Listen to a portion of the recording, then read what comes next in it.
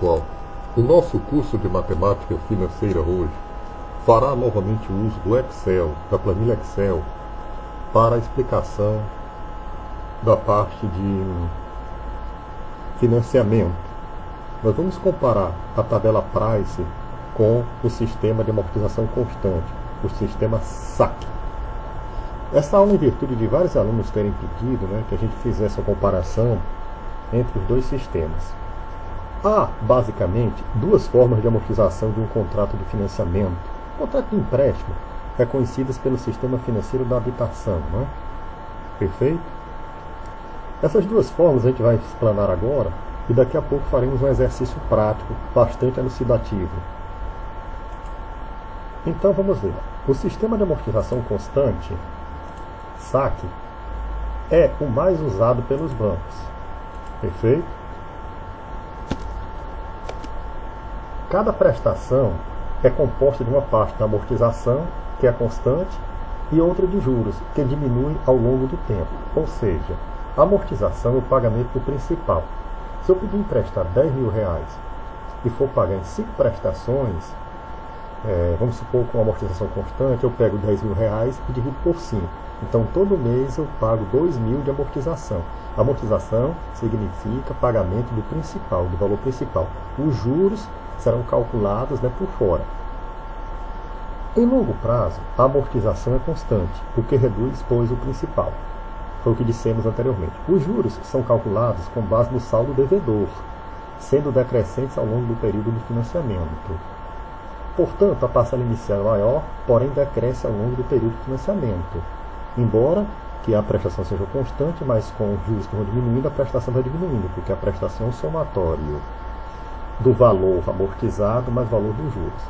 O saldo devedor decresce depois da primeira prestação liquidada. Então, você paga a primeira prestação, então o saldo devedor vai decrescendo, porque se você devia 10.000, pagou 2.000 de principal, o saldo devedor ficou 8.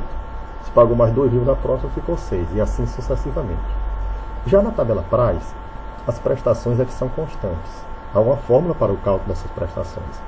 Cada prestação é composta de uma parte de amortização e outra de juros, assim como no sistema SAC, que variam em sentido inverso ao longo do prazo financiado. Ou seja, enquanto a amortização diminui, vamos supor, o juro aumenta e vice-versa. A prestação inicial tende a ser menor e só é aumentada em razão da aplicação da taxa referencial ou outra taxa vigente, que não é o caso da gente. A gente não vai trabalhar com essa taxa referencial. Aqui é só a título informativo. Bem, somente se percebe a diminuição do saldo devedor com aproximadamente, talvez 50% das prestações liquidadas. Você tem uma percepção maior de que o saldo devedor está diminuindo.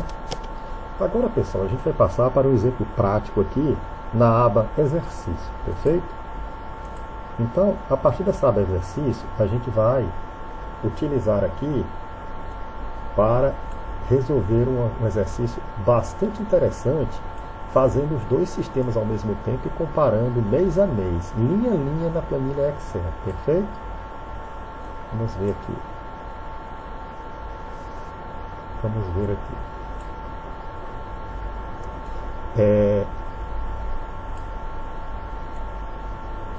O nosso exemplo, ele vai tratar do seguinte. Vamos supor que foi um apartamento, que eu comprei, no valor de R$150.000. Eu tinha R$100.000 para dar uma entrada, que é esse valor que está aqui. Então eu financiei quanto? Igual a célula B1 menos a B2, aqui no Excel, dá 50.000, foi o valor financiado, perfeito? Então esse é o valor financiado. A taxa efetiva de juros que a instituição financeira cobra é de 10% ao ano. É uma taxa efetiva, já capitalizada. E o prazo foi de 1 ano, esse prazo que eu vou pagar esses R$50.000. Ou seja, 1 ano é igual a 12 meses. Já coloquei aqui, porque eu vou pagar em prestações mensais. Agora nós temos um problema. Se eu vou pagar em prestações mensais, eu tenho que calcular o juro mensal.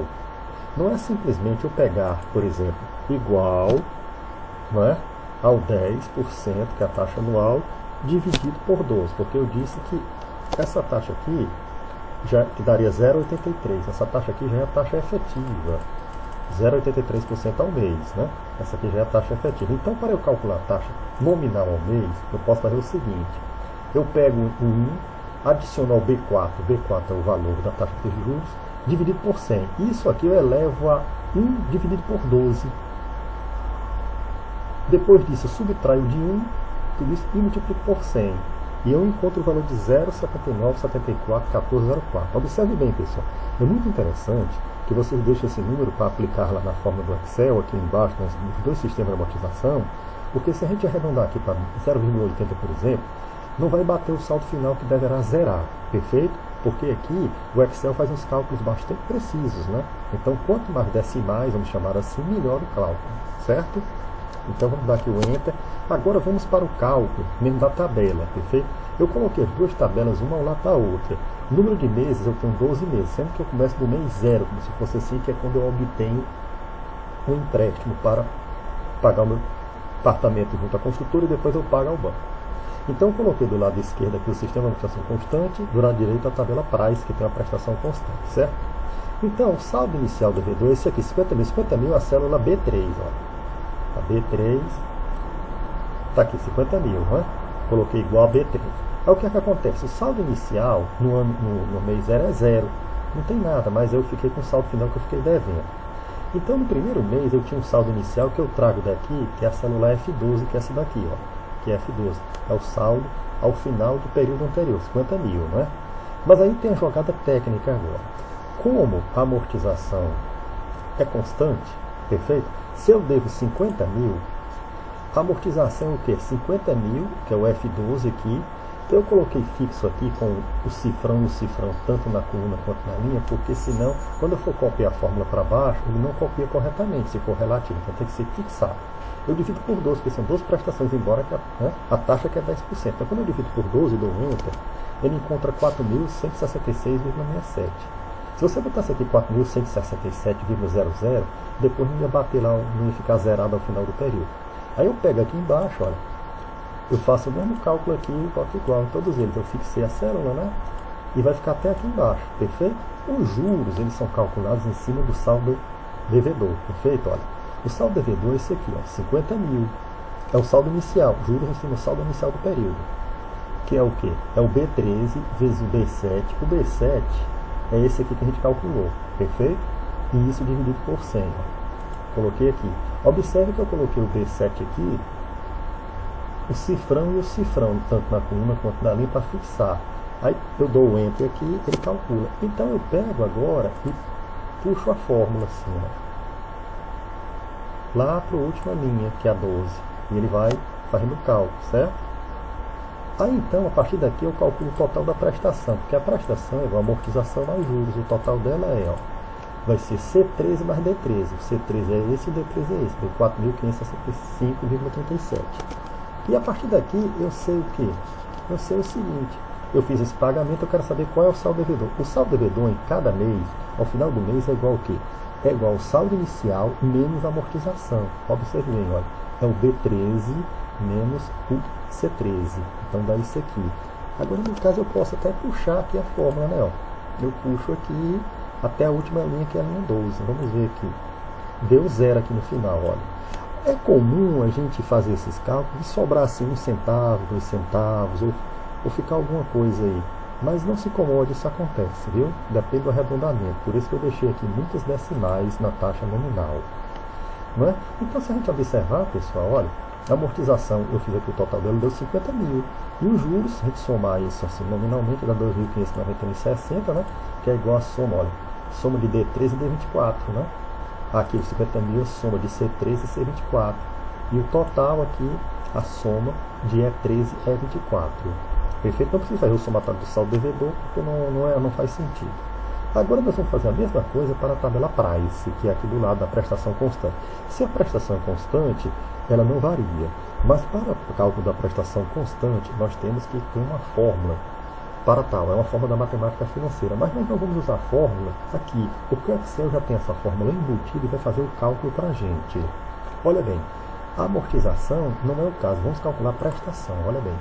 A prestação ela vai ser igual a PGTO B7 sobre 100, que é o B7? B7 é o valor da B7, é esse aqui, 0,7974. O E5 e o menos B3, né? Aí você pega, você descobre, por exemplo, ó, que a taxa, o número de períodos, o valor principal, né? Por que eu coloquei aqui o valor principal negativo? Bem, eu coloquei o valor principal negativo porque o Excel, ele entende o fluxo de caixa de maneira distinta. Ou a entrada é negativa e a saída é positiva, ou vice-versa. Se eu tivesse tirado aqui esse sinal negativo, aqui ele botaria, ó, o resultado negativo. Não é conveniente para a gente, né? Vamos trabalhar com ele positivo, certo? Então, com a fórmula PGTO, ele conseguiu calcular. Aí o que é que tem? Aqui é um sentido um pouco inverso. Aqui nós tínhamos primeiro a amortização, calculamos o juro, depois achamos o total, não é? A prestação. Aqui não. Aqui nós temos a prestação total já. Mas aí a gente consegue os juros. Por que é o juros? Os juros, ó, você nota que o saldo inicial desse primeiro mês é o saldo do devedor, que é esse aqui, que é igual ao B3. Ó. Aí eu digo que esse saldo inicial B é o K12, que é para mim o K12. O que é que eu faço para calcular os juros? Os juros a gente tem aqui, olha. É G13, que é essa daqui, vezes B7 com cifrão, né, dividido por 100, que deu 398. Aí nós conseguimos calcular a amortização. Por quê, pessoal? Porque é o seguinte, amortização mais juros é igual ao total. Se o total é 4.385,78, os juros 398,71, se eu subtrair o total dos juros, eu obtenho a amortização. Está aqui, olha, J13 menos I13. Perfeito? Aí eu pego, eu copio a fórmula, eu copio essa daqui aqui embaixo, né? Né? Aí eu copio essa daqui também, né? Vamos ver aqui. Perfeito? Eu copio de juros também, ó. Copio de total aqui também, né? Certo? Evidentemente, peraí, calma, um problema aqui. É porque essa daqui, na verdade, eu tenho que copiar essa daqui igual a essa, certo? Não era dessa forma. Tá aqui, vamos trazer para baixo, perfeito. E o saldo devedor, o que é? O saldo devedor é sempre o saldo inicial menos amortização, 50.000 menos 3.987, que é o que? O G13 menos o H13, perfeito? Eu dou Enter, e aqui eu posso puxar as fórmulas, eu puxo aqui, perfeito? Aí o que é que acontece? Também aqui zerou, pessoal, tá vendo? Ó? Zerou bonitinho. Então aqui nós vamos calcular o total. O total de amortização é o soma H13 e H24, até aqui. O total de juros, soma I13 e 24, tá aqui. E o total aqui é soma J13 e J24, perfeito? Agora, pessoal, eu preparei aqui uma coisa para a gente comparar aqui. Vamos aqui na aba Matemática Financeira e vamos fazer uma comparação. Uma descrição. Nas prestações. O sistema de amortização constante, as prestações são decrescentes. Vamos ver isso. Amortização constante, a prestação 4565, 4532, 4498 até 4599. Realmente são. E na tabela price, as prestações são o quê? Constantes. Vamos ver. Na tabela price, são todas iguais, constantes. Vamos aqui para a segunda linha de comparação. Juros do sistema SAC são decrescentes. Vamos ver. Juros, sistema SAC. Aqui, juros, ó, 398, 365, 332, 33, 33. Bem pequenininho no final, né? Realmente são. No sistema de amortização constante, os juros são decrescentes também. Vamos ver. Porque é feito sobre o saldo devedor que vai diminuindo. Então o juro vai diminuindo, é lógico, né? Ó. Os juros 398 até 34,70. Nota que esses juros aqui do SAC, o último, é um pouco menor do que o do Price, né? O próximo item, vantagem. Olha bem, o saldo devedor no sistema SAC diminui mais rapidamente em comparação com a tabela Price. Vamos ver aqui, ó. Saldo devedor. Saldo devedor aqui, ó. 50,50 é igual, né? 45,833, 46. Olha, o SAC diminuiu. Aqui 41,666, aqui 41,994. 33,333, 33,859 e o último 466, 4,351. Realmente, né, aqui como disse anunciado, o saldo devedor diminui mais rapidamente em comparação com a tabela Price no SAC. O valor das prestações cai continuamente. Vamos ver isso. Ó. No SAC, as prestações 4565, 4538 vai caindo. E no sistema da tabela Price ela é constante, certo? O próximo aqui nós teríamos aqui, na tabela Price, o valor da prestação é o mesmo durante o financiamento, ou seja, é constante, tá? Que nós vimos agora, prestação inconstante. O próximo, a prestação inicial é menor em comparação com o SAC. Vamos ver, ó. A prestação inicial, 43685, ela é menor do que a do SAC 4565, né? Perfeito? Próximo, comparação, seria aqui, desvantagem. do saque. A prestação inicial é maior em relação à calculada pela tabela Price. Realmente é o contrário está aqui. Essa prestação inicial é maior do que a outra, né?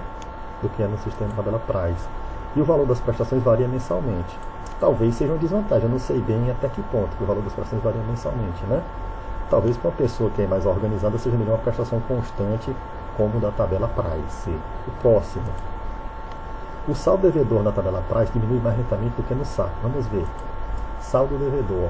Saldo devedor no Price é maior do que na amortização constante. Ó. Realmente no saldo devedor aqui ele diminui mais lentamente do que aqui no saque. O próximo. O valor das prestações é constante, como nós vimos, o valor das prestações é constante. Pessoal, era o que tínhamos para o momento. Eu agradeço muito a atenção de vocês. Espero que tenha sanado as dúvidas dos que estavam. E alguém que talvez não conheça a matéria com profundidade possa ter obtido mais conhecimento. E também para aqueles que revisaram a matéria. Grato pela atenção. Continue a nos avaliar, a mandar seus comentários.